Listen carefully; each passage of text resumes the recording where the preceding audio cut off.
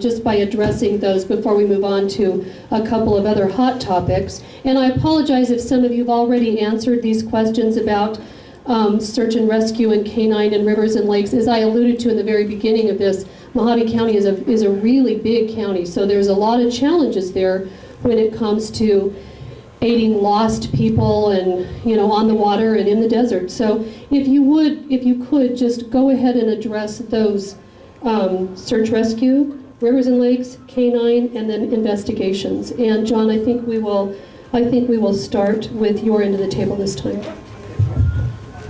Okay, that means I get 3 minutes this time, right? And 1 minute for 3 questions? Okay. Canine unit, I was in charge of budgeting and moving personnel in and out of the canine unit. As far as dogs, I have 3 of them. Love them, I can't operate them, don't know how they work, don't care how they work. I'll get the right person in charge of that unit, as long as I'm funding that unit correctly, getting the right dogs based on the need, you know, the search dog, the drug dog, the cadaver dog, whatever our needs are, and I'm supplying the correct animals and the correct deputies for those animals. That would be my job as a leader, not to micromanage the canine program. River patrolling, I think Mr. Schuster is going to take the hat on that one. My river experience is with swift boats, and if anybody knows that, I can close with and aggress and kill the enemy. Lake Havasu, I don't know. It's a boat thing. I'll defer to Mr. Schuster on that. I can operate a boat. I can shoot from a boat. I can get in the water, but I'm not a boat guy. Search and rescue, same thing. Search and rescue is no different than going out and finding a bad guy, except we're not going out to find a bad guy. We're going out to save a human being that needs saved. And my time is up. Okay, I'll try to get this in. Canine unit. I have worked with the canine unit when I worked in narcotics, and then when I was promoted to sergeant, I was in charge of Lake Havasu's canine unit. There's a lot of training involved in the canine unit. What I would personally like to see for the Mojave County Sheriff's Office, since it is not funded by the department in any way, shape, or form, it's all by donations, is to try to find or locate some funding someplace to at least partially fund the canine unit. And I believe that there should be at least 1 canine in every district in Mojave County. That would be a minimum of 3, and then if you count the strip, that would be 4. Patrolling the river and lakes, and I mentioned this before, I've worked on the boat in Lake Havasu. They have boats, and we run up and down the channel, so I'm familiar with that. When I became sergeant, I was in charge of the boating program. When I became lieutenant, I was again in charge of the boating program and picked all the officers that went on those boats and trained all those, trained them what to do on the boats. Search and rescue. I don't have much experience in search and rescue because I've never been involved in it. I have contacted the Mojave County Search and Rescue and talked to them about it. They are not funded by the department. They run completely off of voluntary money, and that needs to be rectified too, because they're a very integral part of the department. Thank you. I'm over time again, Steve. Okay. Canine experience. I have 2 dogs. Some of these questions, I don't know that they actually address what the sheriff's duties are. The sheriff is an administrative position. There's 80 to 90 deputies on the department. Unless you're having an extremely busy day, I can't imagine that the sheriff is going to be patrolling the river or running the canines or doing any of that. I'm sure all of you know who J. Edgar Hoover is. If you don't know, you can Google him. J. Edgar Hoover never made an arrest in his life. Had no law enforcement experience at all. He was a lawyer. He built the FBI basically from the ground up and ran it until he died. The Mojave County Sheriff is not as big as the FBI, but I promise you I will not wear a dress like J. Edgar Hoover did in the privacy of my own house.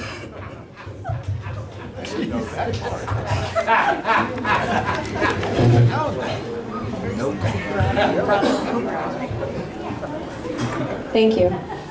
My training experience with the K-9 unit is directly out of the academy. I worked with Sergeant Raj Kareem. Also understanding and working for the Sheriff's Office, I know, as well as Archie has previously stated, that it is not funded by the Sheriff's Office. And there are different ways you can go about doing that. Requesting grants, filing paperwork, and just getting them the money that they need.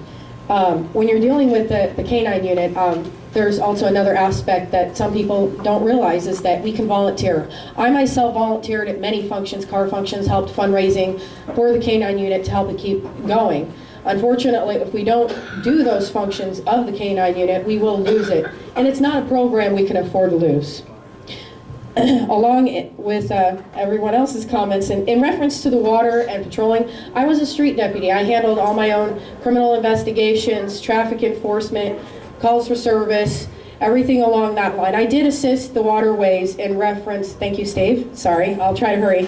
I did assist with waterways during the holiday seasons and also actively on every shift, almost every shift. I want to make sure I'm being and showing my integrity here. Not every shift, but almost every shift I would go down there and patrol the waterways.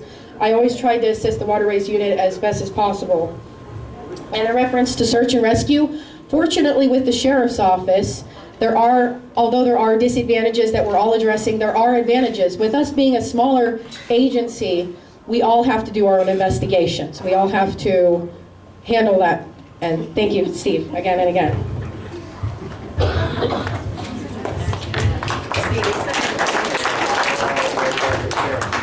You know, folks, it is hard, and I do commend the other candidates. We're being pressed up here. I mean, when you say 1 minute, I have a lot of things I want to say to you, but a minute goes by very quickly, so in my mind I'm trying to organize to get the correct message. When you talk about a K-9 program, most every law enforcement officer has dealt with K-9s.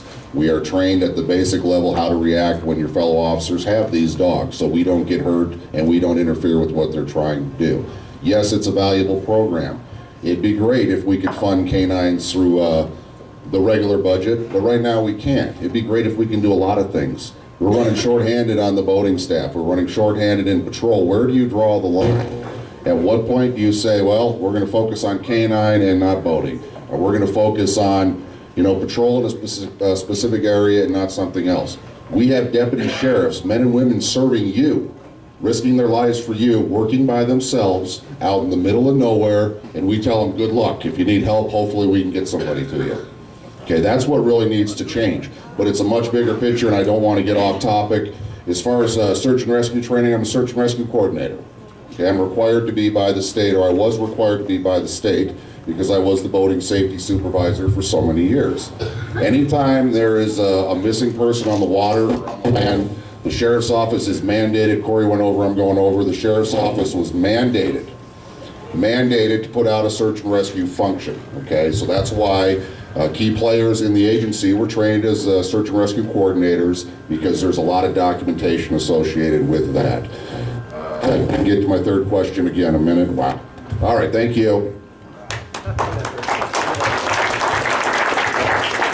Thank you all very much. I do apologize, we are rushing you a little bit through that, and I probably should have given you a little more time to answer those, because I did combine those questions.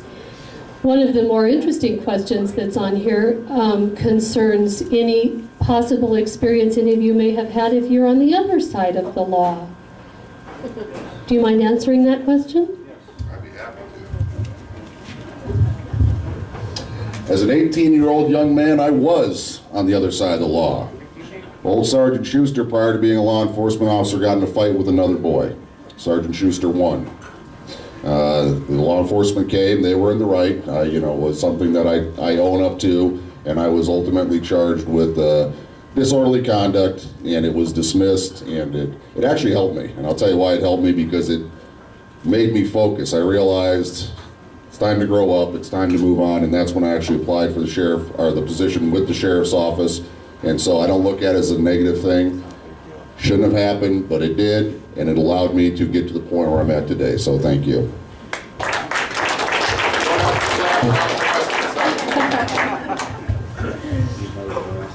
We all have pasts and we all have histories and I do agree that that's what makes us who we are, is if we learn from it and if we move on. I myself have never been arrested, acquitted of any charges, DUI, assault and battery, what else was it? Abuse or any criminal offenses. People very close to me have. I have seen how it has changed them though, personally. So, nothing with me. I'm just here to offer my services.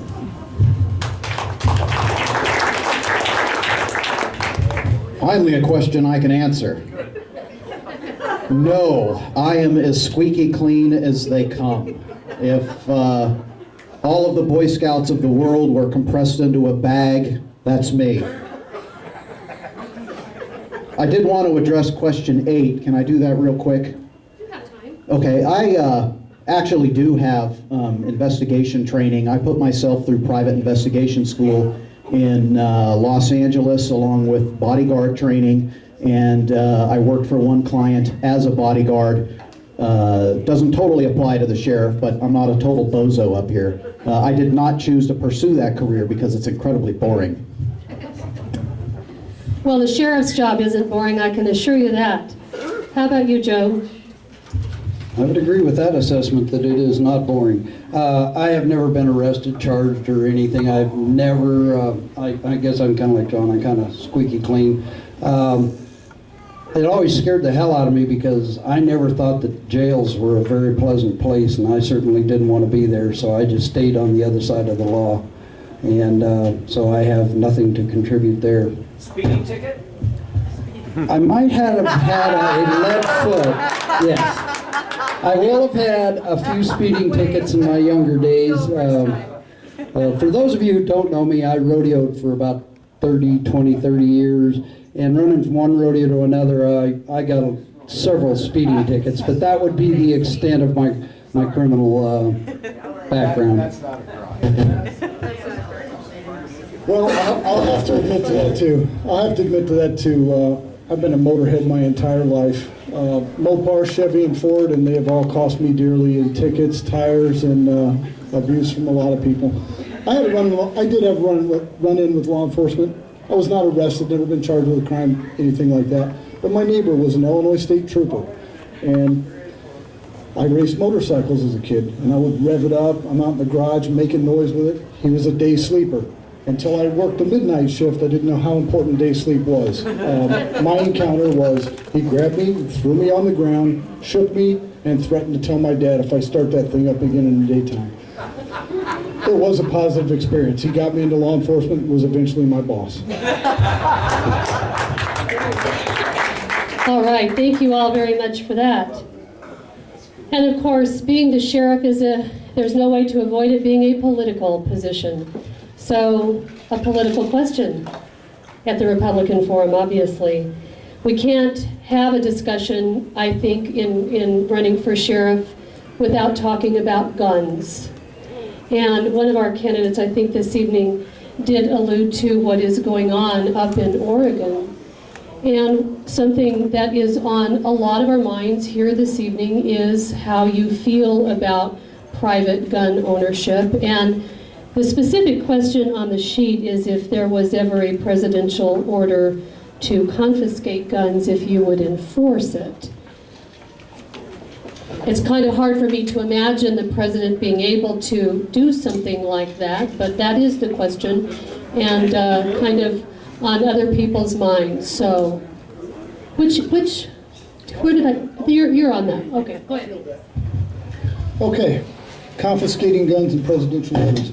As most of you know, I spent most of my career, I was a police officer for 20 years, but I spent most of my career in the military and counterintelligence with the military and another government agency. I have seen us move closer, just in my short lifetime, in this short 30-year span, closer and closer to a nationalized police force. I know my fellow candidates here that work in law enforcement see the creep. It's called mission creep, and it is getting closer and closer and closer to a nationalized police force. If President Obama had his way, he would do that today. And I think if that occurs, one of his first orders will be, just like England, Australia, some of the other countries that are disarmed now, one of his first orders will be to take away guns. I have 15 seconds. Let me give you 3 countries. China, England, Australia. What happened to those countries when the guns fail? That order would never be carried out in this county. And if we do, that's when the constitutional part of the sheriff's job must defend the Constitution that we will all swear to uphold. And I think John said it pretty well. So in a short answer, no. There's no way in hell I will ever take your guns away from you. If I had my way, I'd give you all guns.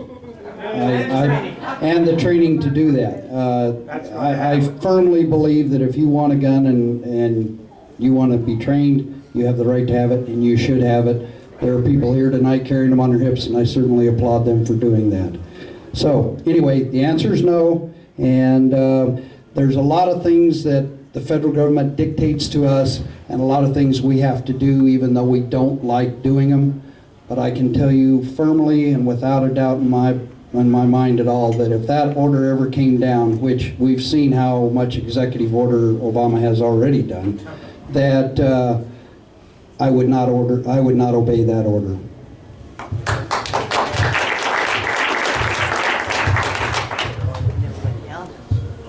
The 26th section of the Arizona Constitution, the right of the individual citizen to bear arms in defense of himself or the state shall not be impaired. Nothing in this section shall be construed as authorizing individuals or corporations to organize, maintain, or employ an armed body of men.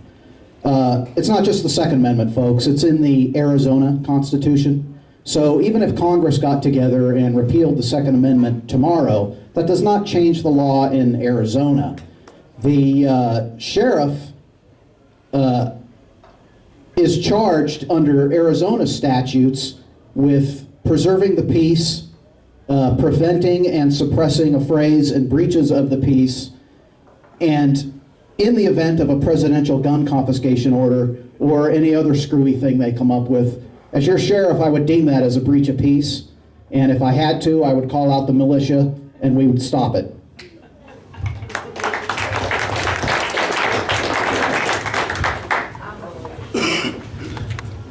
You can take my guns from my cold dead hand. You aren't taking my guns away from me. I manufacture rifles. I face the federal government every day at our manufacture plant.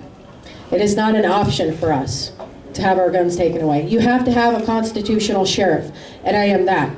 I actually met Sheriff Joe Arpaio. I will tell you that the very next day, we had a home inspection from the ATF. Yes, seriously, my husband's nodding over there. We'll stop there. That has never happened in the history of us being business owners and manufacturers of firearms. I am definitely not afraid to face them, but they have to be allowed in. And if I'm to be elected your next sheriff, that will definitely not happen. I will maintain your rights as I already stand for them by manufacturing rifles. Thank you.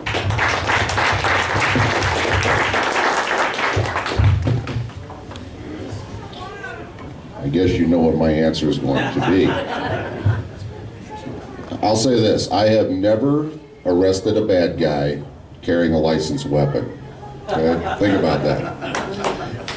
It's not a fixable problem.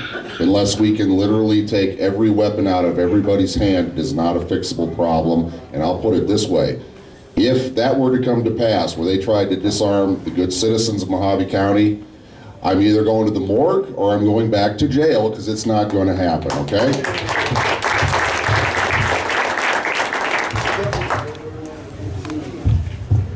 Okay, that was pretty clear. Okay, I think I'm going to ask one more here, and then do we have some, Richard, from the floor? Okay, all right. The last one I'm going to ask from this sheet is, do you have anything, if you're elected sheriff, is there anything that you will act to change, anything specific that you would like to change about the sheriff's department? I think I'll let that question just stand by itself. Is there anything you would have to change? Anything particular you think needs to be changed? And I'll start with you, Doug.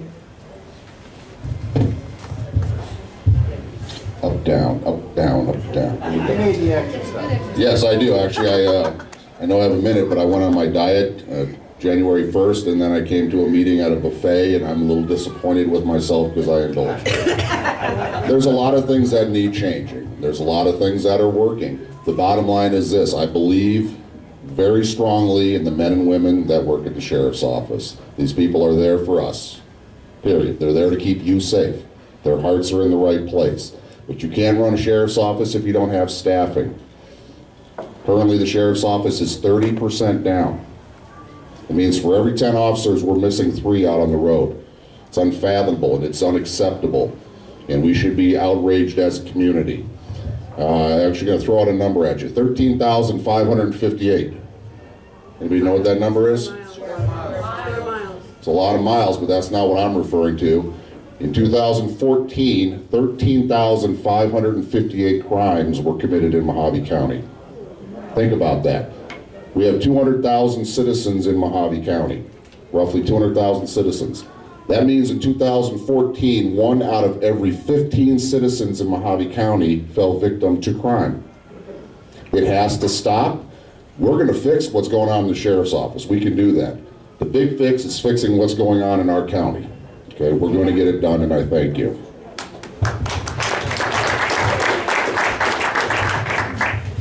The number one issue is the budget. We need to increase finances, raises, training, experience.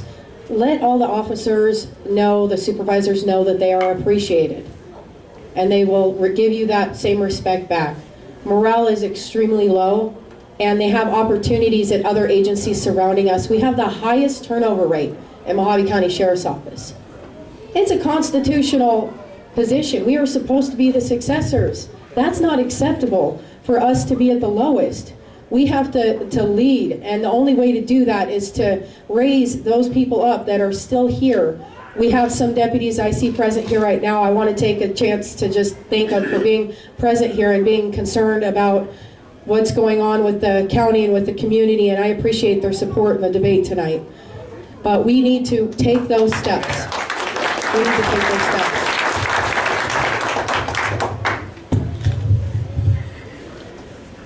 The McCovey County Sheriff's Department is the lowest paid department in this area. Money doesn't grow on trees, money grows in taxpayers' pockets. I made a joke, and it wasn't a joke, about green bologna and rice and beans. We will find the money, we will trim the fat out of anywhere in the budget to put more deputies on. I would like to have a increase in reserve deputies. Those are going to be volunteer positions, so we're going to need people who are in the community who are qualified to step up. Mohave County is not a rich county, you know, it's not San Diego, it's not LA. So some of the budget problems are there because of issues with the county.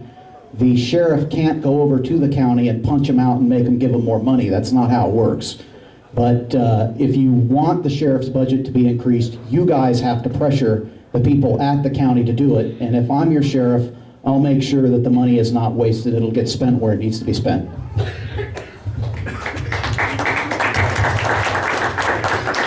In regards to changes, if you want to go on my website, archieforsheriff.com, there is a tab on that that has plan of action, and there are about 4 pages of changes, so obviously I can't tell you all those things in 1 minute.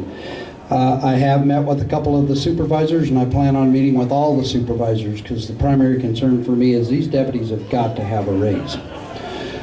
I have a personal friend who is a detective with the Sheriff's Department, and he told me he has $1.10 an hour raise in 10 years.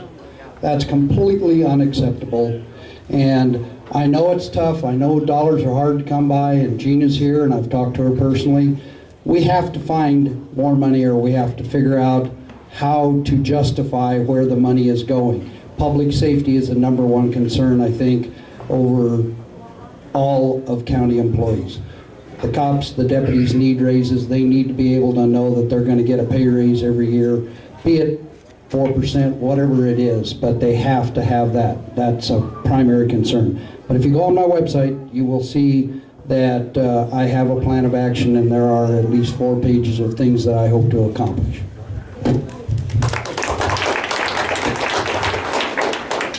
Everybody up here has pretty much hit the nail on the head. It's very well said.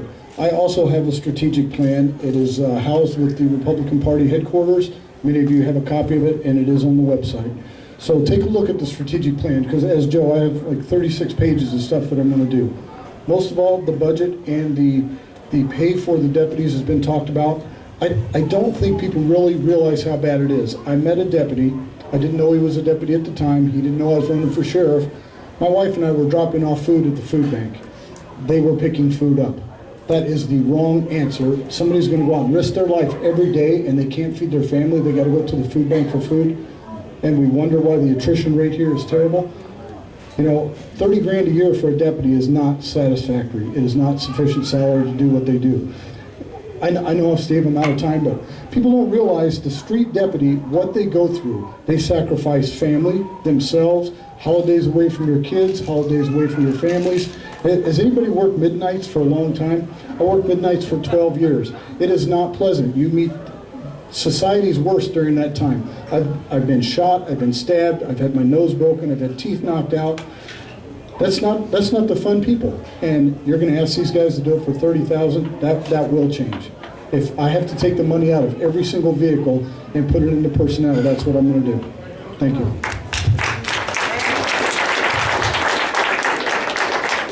Thank you all very much for answering that.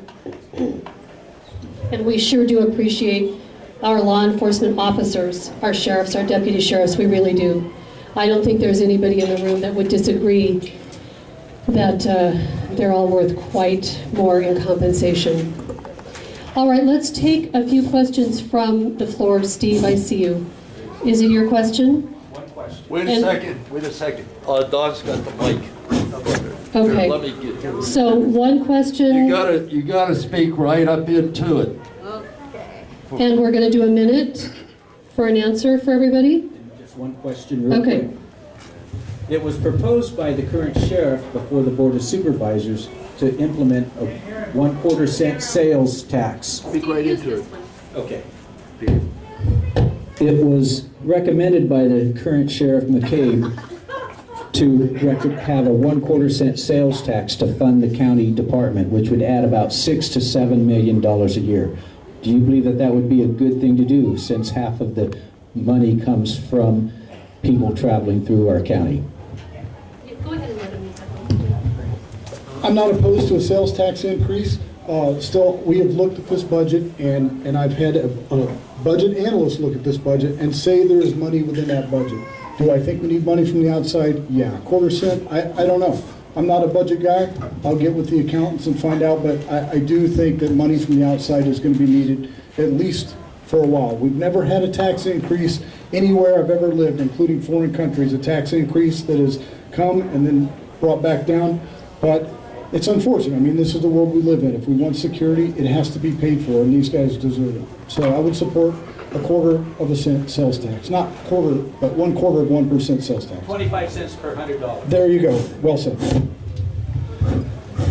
I was at the Board of Supervisors meeting when Sheriff McCabe presented that, and my answer to that is that any tax increase to our citizens needs to be voted on by the citizens. Do we need the money? Heck yes. I can't think of a more worthy cause than that. If the citizens of the county believe that we need it, they'll vote for it, put it on the ballot in May, I believe, is the next special election. Get it on the ballot for that and let the citizens vote for it. If they say yes, yes. If they say no, okay, then that just means I got to take that budget apart and figure out where the heck to get some money. And actually, I came up, one of my other deputy friends, we came up with a plan the other day. We found $200,000 in just one thing. To fix the compaction issue for the sheriff's department would cost about $300,000. So we're 2/3 of the way there already, and all we have to do is fix one thing. So there is ways to get around it, but that's what needs to happen.